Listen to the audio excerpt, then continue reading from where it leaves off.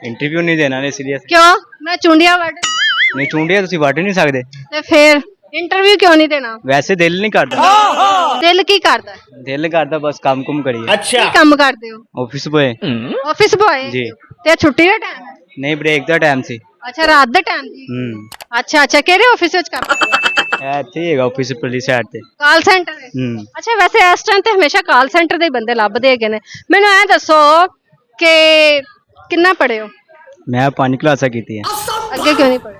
ਬਸ ਦਿਲ ਨਹੀਂ ਕੀਤਾ ਹੈਗਾ ਕਾਮਨ ਸੈਂਸ ਹੈਗੀ? ये फंस गया सी इसे पार्टी की मीटिंग समझ के ਕਾਮਨ ਸੈਂਸ ਹੈਗੀ? ਦਿਮਾਗ ਹੈਗਾ? ਹੈਗਾ ਉਹ ਕਿਉਂ ਮੇਰਾ ਇੱਕ ਸਵਾਲ ਹੈਗਾ, ਮੈਂ ਸਵਾਲ ਦਾ ਜਵਾਬ ਨਹੀਂ ਦਿੰਦਾ ਹੈਗਾ ਮੈਂ ਪੁੱਛਣਾ ਹੈ। कुछ भी ਤੁਸੀਂ ਪੁੱਛਦੇ ਹੋ ਮੈਂ ਪੁੱਛਾਂਗੀ ਤੇ ਤੁਹਾਨੂੰ ਦੇਣਾ ਵੀ ਪਵੇਗਾ, ਨਾ ਦਿੱਤਾ ਤੇ ਫਿਰ ਗਾਣਾ ਸੁਣਾਓ, ਗਾਣਾ ਵੀ ਨਹੀਂ ਆਉਂਦਾ ਹੈਗਾ ਸ਼ੇਰ ਸੁਣਾਓ। ਸ਼ੇਰ ਤੋਂ ਆਉਂਦਾ ਹੀ ਨਹੀਂ ਹੈਗਾ ਆਂਦਾ ਹੀ ਨਹੀਂ? ਅੱਛਾ ਮੈਂ ਕਿਹਾ ਇੰਜ ਕੀਤਾ ਸ਼ੇਰ ਤੇ ਆਂਦਾ ਹੈਗਾ, ਸ਼ੇਰ ਤੋਂ ਆਂਦਾ ਹੀ ਨਹੀਂ ਹੈ। ਪੁਰਾਣੇ ਸ਼ੇਰ ਆਂਦੇ ਉਹ क्या बात है सर ਅੱਛਾ ਤੁਹਾਨੂੰ ਐ ਦੱਸੋ ਕਿ ਤੁਹਾਨੂੰ ਅੱਜ ਤੱਕ ਜਿਹੜਾ ਹੈਗਾ ਹੈ ਕਿਹੜਾ ਟਾਰਗੇਟ ਤੁਸੀਂ ਅਚੀਵ ਕਰ ਲਿਆ, ਅੱਗੇ ਕਿਹੜਾ ਕਰਨਾ? बस ਕੋਈ ਵੀ ਨਹੀਂ ਕਰਨਾ ਹੈਗਾ ਆਪਣੀ ਜ਼ਿੰਦਗੀ ਜਵਾਏ ਤੁਹਾਡੇ ਦੁਨੀਆ ਦੇ ਆਉਣ ਦਾ ਮਕਸਦ ਕੀ ਹੈ? ਕੰਮ ਕਰਨ ਦਾ शाबाश बेटा ਤੇ ਦੁਨੀਆ ਤੋਂ ਜਾਣ ਦਾ ਕੀ ਮਕਸਦ ਹੋਣਾ? ਉਹ ਵੀ ਕੰਮ ਕਰਕੇ ਜਾਣਾ ਹੈ ਉਹ ਵੀ ਕੰਮ ਕਰਕੇ ਜਾਣਾ ਭਈਆ ਇੰਨੀ ਕਮਾਈ ਲੈ ਕੇ ਕਿੱਥੇ ਜਾਣੀ? ਇਹ ਵੀ ਨਹੀਂ ਲੈ ਕੇ ਜਾਣੇ ਕਿਤੇ ਵੀ ਨਹੀਂ। अच्छा ਵਿਆਹ ਨਹੀਂ ਕਰਨਾ?